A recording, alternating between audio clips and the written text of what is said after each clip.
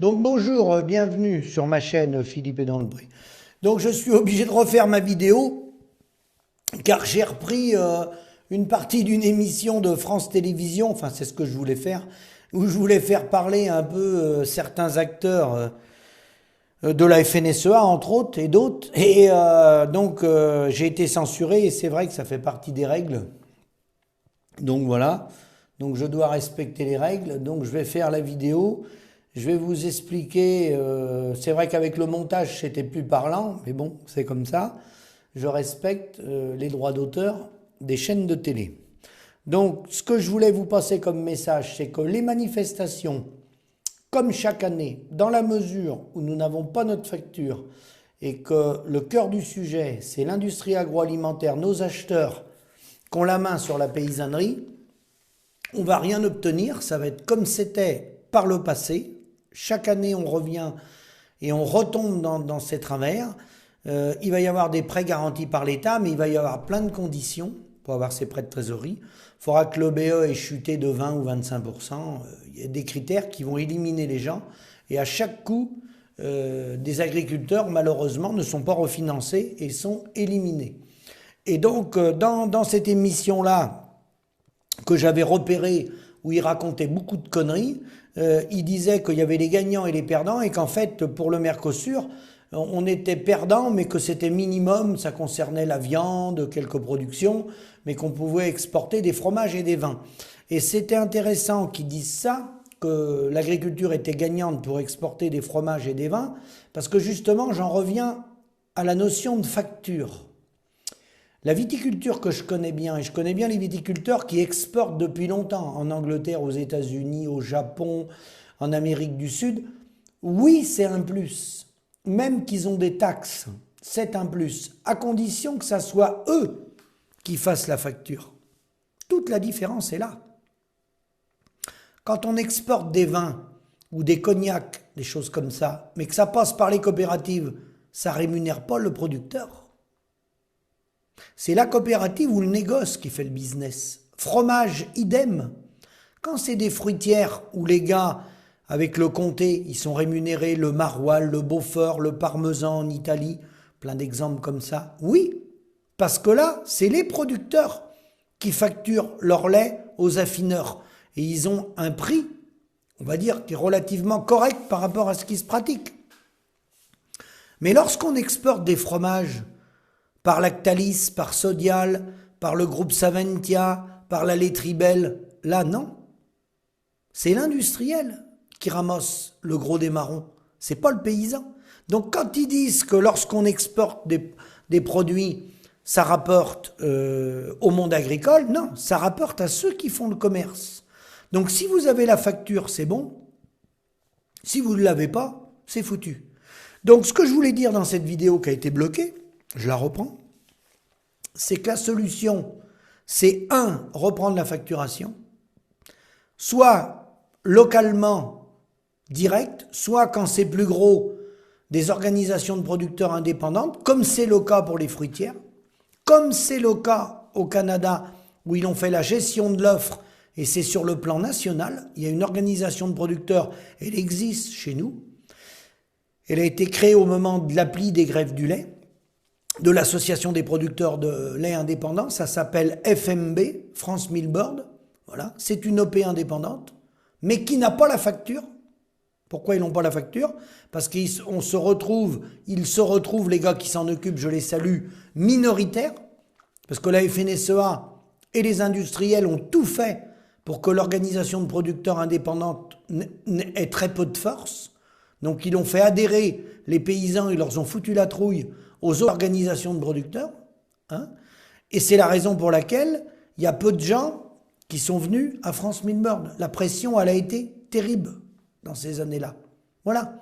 Donc la solution, elle est bien celle-là, la facture. Et la facture, au niveau local, au niveau de la souveraineté, au niveau des PAT, des projets alimentaires territoriaux, c'est le message que je voulais vous passer, c'est que certains vont dire venir chez les producteurs, ça coûte plus cher. Alors déjà, non. Parce que la nourriture locale, bio et locale, non transformée, c'est de la nourriture saine. Donc le fait que ce soit de la nourriture saine, non transformée, donc pas de manipulation, c'est ce qu'on mange, c'est du bio, c'est du conventionnel qui est pris dans la commune, sur le territoire ou auprès des grandes métropoles, ça ne coûtera pas forcément plus cher. Mais j'ai pris un exemple volontaire dans le cas où ça coûterait 3 fois plus cher. Et si ça coûte 3 fois plus cher, eh bien, vous allez voir que même 3 fois plus cher, il y a la solution. Quand le citoyen qui n'a pas les moyens, il verse 1 euro. Il achète un produit, je prends l'exemple pour 1 euro, dans une grande surface. Peu importe la grande surface, Lidl, Leclerc, U, peu importe, 1 euro. Là, si on revient en local et qu'on met une politique de souveraineté au niveau local, on va cocher toutes les cases, on va répondre à la loi de la sécurité civile, les lois de sécurité civile, protection des populations, la résilience, les emplois ne sont pas délocalisables parce qu'on consomme localement, donc on garde les emplois localement, on ne fait pas venir des produits d'Allemagne, de Belgique ou du Mercosur. La collectivité va mettre 1 euro. Elle va mettre 1 euro parce que localement, ça coche toutes les cases, ça tient ses emplois sur les territoires et ça répond à l'obligation qu'ils ont de créer des nourricières pour la protection des populations. Donc, la collectivité, 1 euro.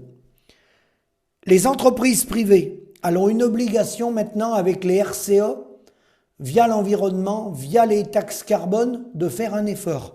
Les entreprises privées, c'est-à-dire les banques, les assurances, tous les grands groupes, les entreprises privées vont mettre 1 euro. On est rendu à 2 euros. Et le citoyen qui va acheter localement, chez les paysans ou dans les petits magasins locaux, il va également mettre 1 euro. Pourquoi ? Parce que faut que le concitoyen il participe, faut qu'il s'engage. Faut pas aller vers de l'assistanat. Faut pas tout payer aux gens. Faut pas faire une population d'assistés. Ça n'a jamais été bon, ça. Donc faut qu'il participe, faut qu'il s'engage. Donc là, j'ai trouvé 3 euros. Donc avec 3 euros, il peut aller faire ses courses localement. Dans le cas contraire, il a mis 1 euro de sa poche, il est dans une grande surface. Là, par le biais, alors ça peut être fait, on peut appeler ça la sécurité sociale de l'alimentation, mais ça peut être fait, facilité sur la carte bancaire, ou via la carte bancaire, il a la facilité. Il a 1 euro qui vient de la collectivité, 1 euro des entreprises qui contribuent à ce qu'on leur demande, le RCE et les engagements via l'impact carbone sur la planète, parce qu'ils sont obligés, les entreprises, d'être mis à contribution. Donc là, on récupère 3 euros. Donc, le produit ne sera pas 3 fois plus cher. Ça veut dire qu'on a des solutions localement. Et ce qui est important dans ce schéma-là, c'est que l'agriculteur garde sa facture. C'est ça qui est important. Alors, pour consolider ce schéma-là, il faudra que les agriculteurs rentrent dans une charte avec des petites formations et une charte. Pourquoi je dis ça ? Pour pas qu'il soit fait n'importe quoi. C'est-à-dire que pour pas qu'un paysan dise « moi j'ai plus d'amortissement, je vais vendre mon produit 2,50 €, et puis le jeune qui s'est installé, qui vient de refaire un bâtiment neuf, il va dire « non, moi mon coût de production il est de 4,50 €. Ça, ces conneries-là, il faut arrêter. Il y a une charte, on sait combien ça coûte un produit agricole avec amortissement. Et l'amortissement, il permet aux jeunes de rembourser, de vivre, de se dégager un salaire. Il permet à ceux qui sont plus âgés de gagner leur vie correctement et de transmettre l'exploitation ensuite. Parce que si on s'aligne sur ceux qui n'ont plus d'amortissement, il n'y a pas de transmission derrière. Voilà. Donc on arrête ces conneries-là, comme on nous a baladé pendant des décennies. Donc voilà ce que je voulais dire pour les circuits courts. Donc dans cet enregistrement qui m'a été coupé, il y avait des intervenants pro-FNSEA sur cette grande chaîne d'infos qui disaient que ça avait des effets minimums, le Mercosur. Ça aurait des effets minimums sur les agriculteurs. Alors, 1, les agriculteurs sont déjà par terre avant le Mercosur. 2, les effets minimums. Ce monsieur, visiblement, qui était à l'antenne, peut-être que c'est pas une bonne idée que j'ai essayé de le contrer. Mais ce monsieur, lui, il n'est pas rémunéré sur la base d'un produit intérieur brut mondialisé. Il demande aux paysans d'être mis en compétition. Il a parlé de compensation. Il dit s'il y a le Mercosur et que ça touche certaines productions comme la viande bovine, il faudra trouver un moyen de subvention pour faire des compensations. Non, monsieur, quand on est sur un territoire et ça tombe bien parce que c'est dans le Mercosur où je connais un producteur qui vend ses bananes 2 euros les 100 kilos. Non, on ne parle pas de compensation. Ou alors, si vous rentrez dans ce schéma-là, vous, votre métier, je sais lequel c'est, moi je vous propose 200 euros par mois. D'accord ? On va vous payer 200 euros par mois, et puis après tout, on va demander à l'État, on va demander à Michel Barnier, le gouvernement français, de faire des compensations sur votre profession. Et vous allez voir si vous êtes d'accord de passer de 4 000 euros par mois à 250 euros par mois. Je crois que vous n'allez pas être d'accord. Hein, d'accord ? Donc, quand je vois ça, ça a quand même le don de nous mettre en furie. Faut rester calme, parce que s'énerver, ça donne rien, mais ça a le don de me mettre en furie. On sait que le modèle économique, il est pas bon. On sait que la solution, elle revient par la reprise de la facturation et le mode de commerce sur la base de la coopération. Un dernier mot, c'est sûr qu'on ne va rien obtenir. Je salue quand même la Confédération paysanne et la coordination rurale, car dans certains départements, ils ont été bloqués des grandes surfaces, ce qui n'est pas forcément une mauvaise idée, parce que les centrales d'achat font pression sur les prix, et après ça retombe sur nous, puisque l'agroalimentaire fait la facture. Et j'ai vu aussi que les deux, la conf et la coordination, ils ont été demandés des comptes au groupe Avril.